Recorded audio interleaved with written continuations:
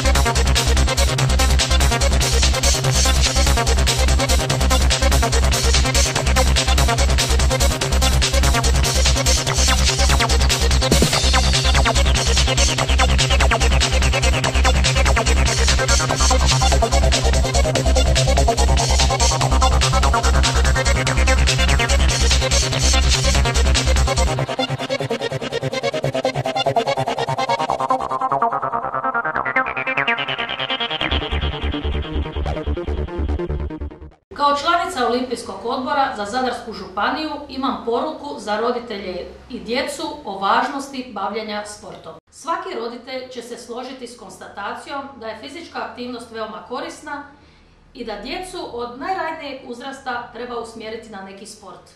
Značaj bavljenja sportom je bitno za psihofizičko, socijalno i duhovno zdravlje vašeg djeteta.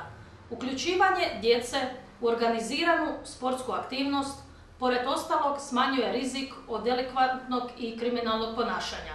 Najveća vrijednost sporta ogleda se kroz njegovanje sportskog duha, a karakteriziraju ga etika, fair play, timski rad, izuzetna dostignuća, karakter i obrazovanje, radost i zabava, poštovanje pravila i zakona, poštovanje sebe i drugih, hrabrost i solidarnost. Svi bi morali svojim primjerom pokazati koliko je važan sport, prenijeti vam ljubav prema igri, istaknuti prednost timskog rada. Atletika je jedna od temeljnih, najraširenijih sportskih grana i nazivamo je kraljicom sportova. Atletskim vježbama stječe se fizička snaga, izdržljivost, brzina i okretnost, a učvršćuje se svojstva volje kao što su hrabrost, odlučnost i upornost. Grad Zadar i Zadarska županija ulažu puno napora i podržavaju sve oblike bavljenja sportom. Jedna je od naših temeljnih zadaća uključiti što veći broj učenika u sportske programe, te im osigurati uvjete kako bi na taj način što bolje organizirali svoje slobodno vrijeme. U zdravom tijelu, zdrav duh, u zdravoj sredini.